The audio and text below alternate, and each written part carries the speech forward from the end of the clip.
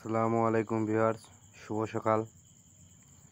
দেখতে পাচ্ছেন একটি ফুলের গাছ, যেটা একটি ফুলের গাছ না, একটি ওষুধের গাছ।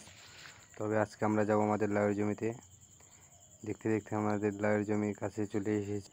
দেখতে পাচ্ছেন আমাদের লাউ গাছে কেবল লাউয়ের জালি আসতে শুরু করেছে। এটা একটু বড় হয়েছে, এটা প্রথম একটু বড় হলো, আরও জালি আছে অনেক।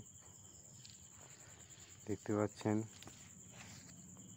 মাশাআল্লাহ মোটামুটি ভালোই হয়েছে।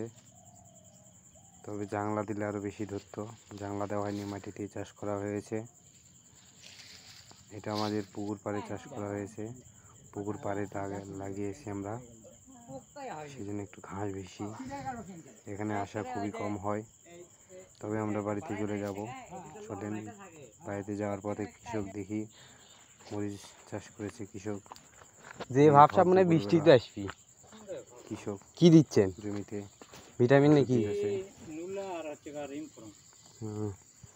এখনকার যে আবহাওয়া, কখন রোদ কখনো বৃষ্টি, মরিচ লাগানো খুব রিস্ক। মরিচের গাছ